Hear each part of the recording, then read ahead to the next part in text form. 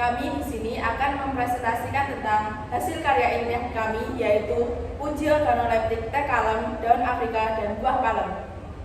Pendahuluan. Penelitian ini dilakukan untuk uji organoleptik teh kalem atau daun Afrika dan buah palem, yaitu uji aroma, ketahanan warna, dan rasa dari teh kalem tersebut. Dengan adanya penelitian ini, diharapkan dapat menyelesaikan permasalahan yang ada. Latar belakang.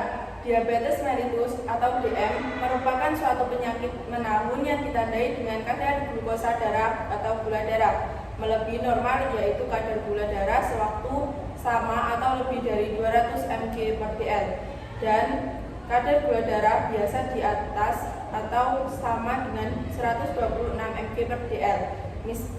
Miss Nadirli 2006.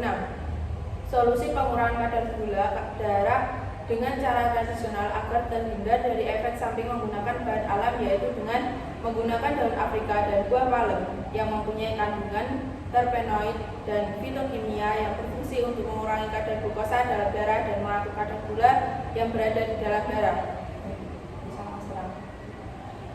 Rumusan masalah. 1. Apakah daun Afrika yang sudah diproses menjadi teh dapat bertahan lama?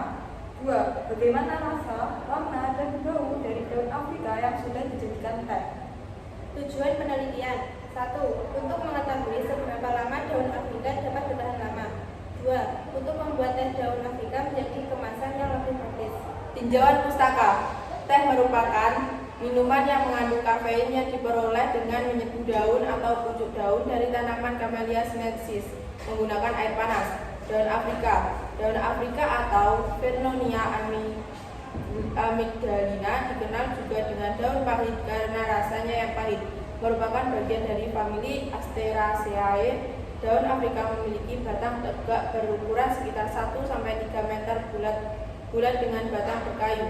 Daun majemuk dengan panjang 15-25 cm, lebar 5-8 cm, tebal 7-10 mm, serta daun berwarna hijau tua. Buah palem.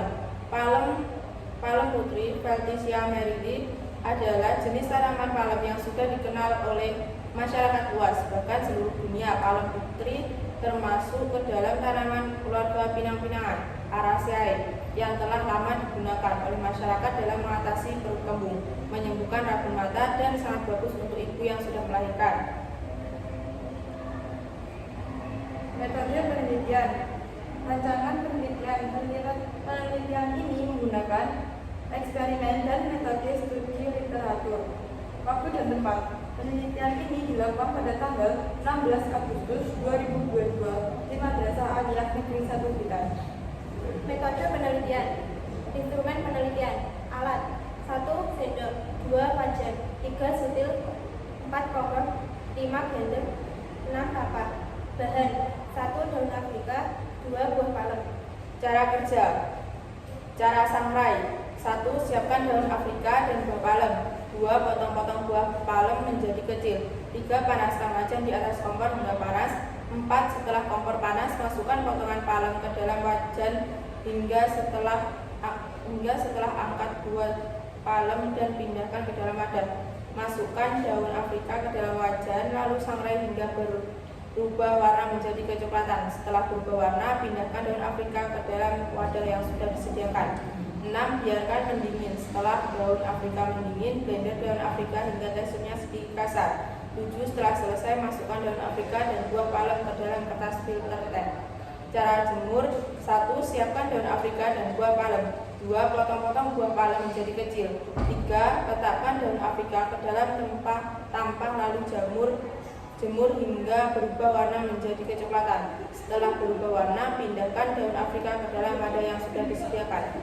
4. Biarkan mendingin. Setelah daun Afrika mendingin, blender daun Afrika hingga teksturnya sedikit kasar. 5. Setelah selesai, masukkan daun Afrika dan buah palem ke dalam kertas filter teh. Hasil ketahanan daun Afrika. Pada minggu ke-1, belum ada jamur atau bau tak sedap dari daun Afrika. Pada minggu kedua, sudah mulai muncul jamur di daun Afrika. Pada minggu ketiga, muncul jamur yang sudah dikering, yang muncul jamur pada daun Afrika yang sudah dikeringkan dengan sinar matahari. Pada minggu keempat, sudah banyak jamur dan daun Afrika sudah tidak layak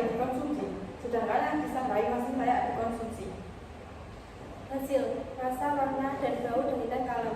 Saat menggunakan metode sangrai, rasa yang dihasilkan pahit. Jika menggunakan metode matahari juga pahit, akan tetapi rasanya lebih baik daripada metode sangrai. Warna yang dihasilkan saat menggunakan metode sangrai adalah hijau gelap. Jika menggunakan metode matahari, warnanya hijau agak gelap. Bau yang dihasilkan saat menggunakan metode sangrai adalah bau sedikit gosong. Jika menggunakan metode matahari, bau yang dihasilkan adalah aroma daun juga. Kesimpulan, dari penjelasan di atas dapat kita simpulkan bahwa daun Afrika dan buah palem dapat bertahan lama dengan metode sangrai. Tetapi metode ini juga memiliki kekurangan, yaitu aroma gosong.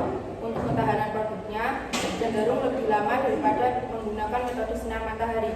Metode sinar matahari memiliki kelebihan tersendiri, yaitu aroma pasteh yang segar, tetapi juga memiliki kekurangan dalam ketahanan produknya, seperti munculnya jamur di bagian daun dan buah palem. Saran, saat menggunakan metode sinar matahari, disarankan untuk menjemurnya lebih lama agar air yang terkandung dalam daun Afrika dan buah palem hilang sepenuhnya dan dapat bertahan lebih lama. Saat menggunakan metode sangrai dalam proses penyangrai-nya, disarankan tidak terlalu lama agar tidak gosong. Sekian presentasi dari kami, ada kurang lebihnya mohon maaf. Wassalamualaikum warahmatullahi wabarakatuh.